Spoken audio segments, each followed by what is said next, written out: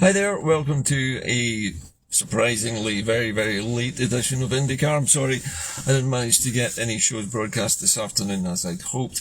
Unfortunately, my entire day it went sideways. A couple of things slowed things down, and I ended up having to just keep working. So anyway, here we are this evening, and what I wanted to talk to you tonight is really about the way BBC Scotland is presenting Scotland to us, the people who live here. And if you're like me and you occasionally scan the BBC's website for any actual news about actual stuff that happens in Scotland, you'll find it hard, because the BBC reports, what it reports are things like surveys and the results of polls and data that have been collected by various organisations. And one of their favourite things they love to do more than anything else is to report on negative health statistics in Scotland. And their favourite one has been regurgitated again today, and that is that more people are dying from alcohol-related diseases in Scotland than has ever happened before. And actually the death rate, according to the BBC's figures, somewhere in the region of 1,200 adults a year are dying from alcohol-related diseases, probably liver damage and liver disease. Now, that is about equal to actually the number of people dying from drugs deaths. Again, another favourite target of BBC statistics reporting. Now, this isn't news. This is the BBC trying to find things that are wrong with Scotland and then force you to watch this. So what does this mean? Why is there such a big problem with alcoholism? Why is there such a big problem with drugs? Why is there such a big problem with depression, etc.? Well, the reason's obvious. And despite the fact that the Scottish Tories are claiming that the reason why alcoholism deaths are so high is because the SNP focused on alcohol unit pricing as what the Tories described as a blunt instrument to try and reduce the supply of strong drink to those who are addicted to it, which hasn't worked actually. But it's very far from the truth. The real reason why so many people are dying from substance abuses of all sorts in Scotland is Tory policy that has been going on since Thatcher's era and even before then. In the late 1970s, when Margaret Thatcher was propelled to fame as the first female Prime Minister in the United Kingdom, she decimated Scotland's industries. She took all of our nationalised heavy metal bending industries, the car industry, aircraft building, shipbuilding, steel making, coal mining, you name it. All of these industries were basically closed down and sold off to any big private corporation who wanted them. And if they couldn't sell them off, they simply decommissioned them and bulldozed them. Even went so far, incidentally, as to concrete over the pit shafts of coal mines so they could never be reopened again by anyone in Scotland. That's how bad it was. And then the Tories claimed to be surprised that so many of the people, the millions of people who worked in these heavy industries, who were instantly turned into unemployed people who lived in sink estates in the far-flung reaches of our cities with no job and no prospects. The Tories then claimed to be surprised that these poor people had turned to drugs to blot out the reality of their lives, which basically were hopeless, without any chance of a job, without any chance of a future, living in areas of severe deprivation caused again by the shortcomings of repeated Tory governments who constantly under-invested in Scotland. And because of all of these policies and all of these Tory administrations and the new Labour administration, which did absolutely sod all to rectify any of it, the people who are dying now are my age.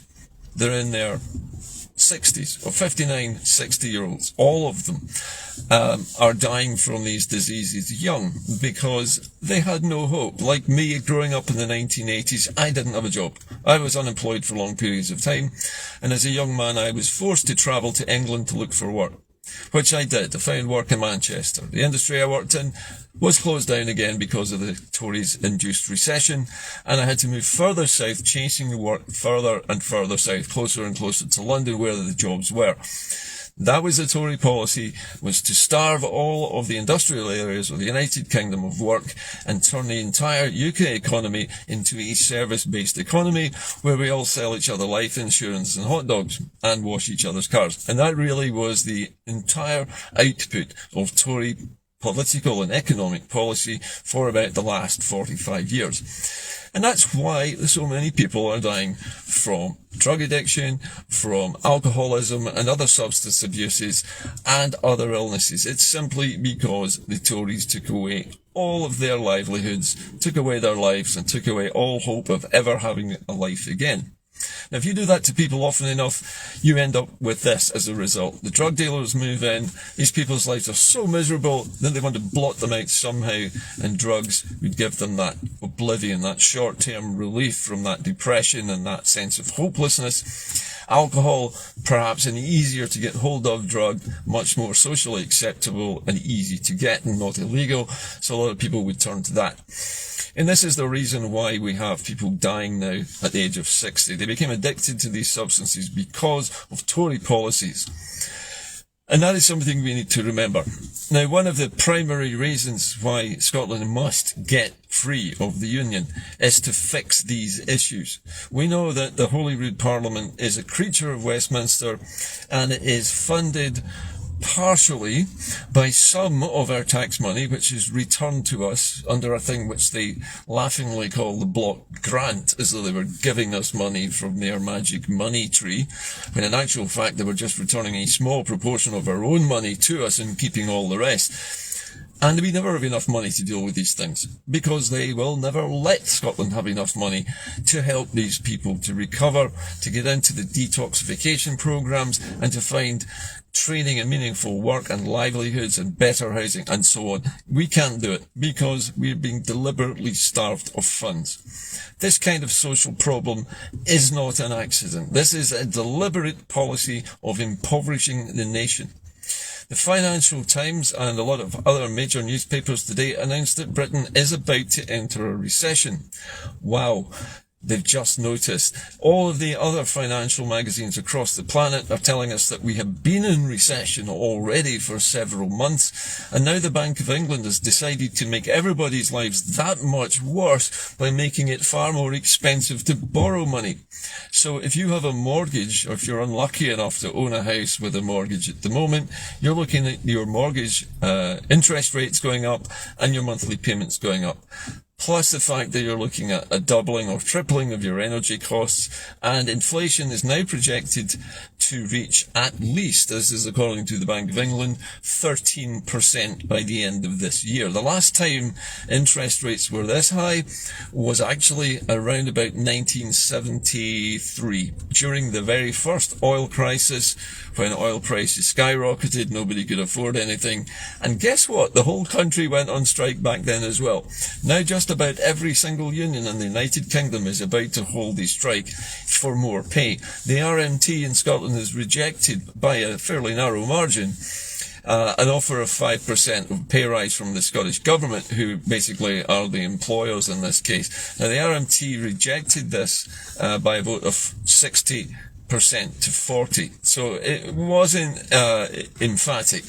And I think if that increase was slightly raised, let's say made it to about 6%, I think that might swing it. But even so, the cost of living is going up at 13%. If you get a pay rise of just 6%, then you're still 6% worse off, at least, than you were before you had the pay rise. If you didn't have the pay rise, you were going to be 13% worse off than you were before the pay rise. But anyway, I digress. The whole point at the moment is that we can't fix this. The SNP government can't fix it because they're not allowed enough money to do it. The Tories are basically battering the SNP, saying it's their fault because of unit pricing, which is a load of nonsense. Unit pricing didn't work because what it did was it put some of the cheap alcohol out of the reach of people who are alcoholics. Now, alcoholics are like any other addicts. They will find a way to get the alcohol they need by some other means. And I'm sure they found other means. Otherwise, these death rates would not have gone up. There's been a slight fall in the number of drugs deaths this year. The BBC actually reported it but not in any happy way. They didn't say, oh goody, the death rate in Scotland from drug addiction is now beginning to fall. Nope, they just didn't even mention that. So what do we do about this? We have to get free of the UK somehow or other. And when we do this, one of the fundamental things I think we need to do as soon as Scotland has declared itself independent and it's had its referendum or its plebiscite election, whichever means are used to gain the will of the people. But I would expect everybody in large numbers in Scotland to vote for independence now, because we are about to face the worst winter that most of us have ever experienced. And I don't mean the weather. The weather can do its worst. But just imagine you're going to be sitting chittering in your house with your heating off, your lights down low, trying to conserve what little energy you're using so that you don't run up a big bill. If you've cancelled your direct debit, you have some chance at least of controlling how much you spend each month on gas and electricity, but you've no control over the price of your food, you've no control over the price of fuel, and neither the British government nor the Ofgem, which is supposed to cap the level of rises in energy prices, none of these UK government bodies at all are going to help you. Rishi Sunak says now is not the time to help people with their bills. Well, when is the best time, Mr. Sunak? When the bills are really cheap? No, of course not. But this is a year when everybody is going to suffer. And I don't mean just it's going to be a bit of an inconvenience. I mean you're actually in danger of freezing to death and suffering from malnutrition for no fault of your own. You haven't done anything wrong. But we are being punished by the system. The Tory government has decided that the fat cats need more money and we should become poorer. The poorer we get, the easier it is for them to control how we behave. We need to make sure that before we get to this winter, we have a way of voting to leave the UK. And I would dearly love the SNP to bring the date of the referendum forward to the day after the Supreme Court decides whether Scotland has the right to hold a referendum. Can you imagine that? October the 11th and 12th, the Supreme Court in England, an English court which has no legal right to decide anything in Scots law, is going to tell us whether or not we are allowed to ask ourselves a question. And if they say no, which I expect they probably will, or if they don't rule at all, that leaves us with no other means of getting out, except to hold our own referendum, legal or illegal, or for the Scottish Government to resign en masse and force a general election in Holyrood, in which we will have a single question manifesto, and where all of the parties of independence will form an alliance and put up individual candidates under the same banner, which is basically going to be the Scottish Independence banner. And they will be facing across the other side of the ballot box the Tories, the Lib Dems and the Labour Party, all arch-unionist, all determined to maintain the misery of being stuck in this stupid union for another year or two more. I think we'd win easily. But once we've done that, the first thing we need to do then is make sure that all of the UK parties are then classified as illegal extremist organisations from a foreign power. They should be banned. As soon as Scotland becomes independent, London registered parties of any sort should not be allowed at all anywhere near our parliament ever again. Because, let's face it, it is their fault that these people are dying from alcohol abuse, from substance abuse, from addictions of all sorts. It is entirely the fault of the unionist parties. It is their policies which damaged and blighted those people's lives and drove them to despair. The suicide rate is expected to rise as well. As people realise that they can't feed their children, they can't heat their homes, they can't run their cars, they can't spend any money because they don't have enough of it, the economy is going to collapse. It's not going to be a recession. That is a massive understatement from the Bank of England. This is going to be a full-blown depression. There's a big, big difference. A depression, well, somebody once said the difference between a recession and a depression is, in a recession, your next door neighbour loses his job. In a depression, you lose your own job. And that's really how personal this is going to get. I don't think than any of us will ever have experienced anything like what we are about to experience this winter. What better time to get out of the UK than on October the 13th, or maybe October the 19th, whatever day. But in October this year, if we bring the referendum date up, then let's get out of here while we still have something to actually hang on to before the Tories rob us of any more. You know that the Tory party is actually at the moment in the middle of writing a new Treaty of Union, which will bind Scotland forcibly into the Union so that we can't escape. They're actually seriously thinking about rewriting the entire Acts and Treaties of Union and forcing us into the Union to remain in it as their slaves, as their prisoners. We can't have that. There's no way the people of Scotland should be forced into this union. We were told it was voluntary. I know it's not voluntary. That was a sham to keep the United Nations from realising that Scotland's actually trapped in a union in which it has no legal right to vote to get out of it. So the only way we really can get out of this is to invoke our own sovereignty, which we have the documents to prove. And having done so, we can hold a referendum anytime we want on anything we like. We can abolish the union. We can make it illegal for unionist parties to operate in Scotland. Anybody caught funding any kind of pro-union party in Scotland could be imprisoned. There are all manner of different things that you could put in place to prevent the UK from ever getting a toehold here again. Frankly, I have had enough. I've lived my entire life under the cosh of the UK Parliament. I've spent my life trying to sort out what was wrong with Scotland and why we're in the situation we're in. We all know why we're in this situation. We're in it because of the Tories, we're in it because of the Labour Party, and we're in it because of the Liberal Democrats. Nobody else is to blame for Scotland's woes but them. As far as I'm concerned, as soon as we are an independent country again, those parties are out.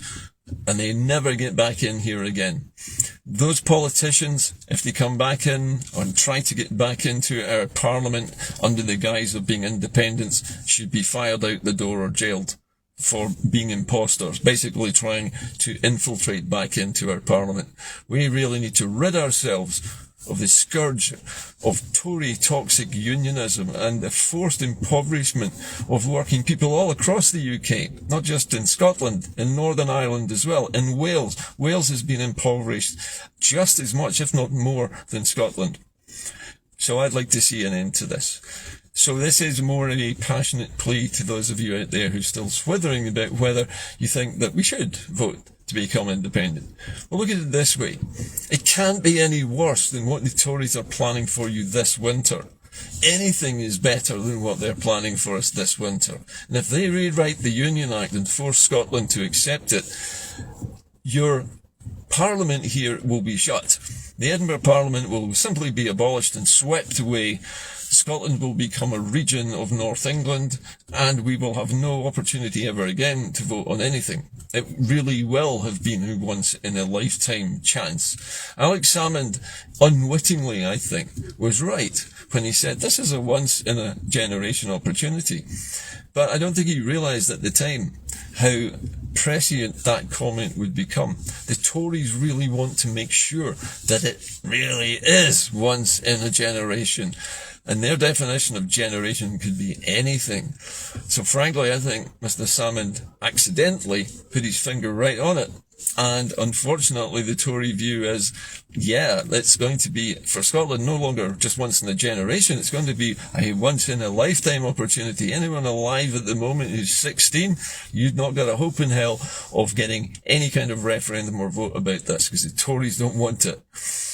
But we need to fight back, and we need to remember what damage has been done to our country. Not by us, and not by the SNP, not by the Greens, not by the Socialists. It's been done by London registered parties who have very deliberately starved Scotland of funding for decade after decade after decade. And you ever wonder why there's so many potholes in your streets? You ever wonder why the lines aren't painted on the roads? You ever wonder why the trains in some areas look a bit old and decrepit? You ever wonder why, things aren't the way they really should be? Well, the reason is the union. And that's what's behind all of the neglect, the underinvestment, and the hopelessness that's been generated over these past 4.5 decades. Thatcher's legacy is poverty.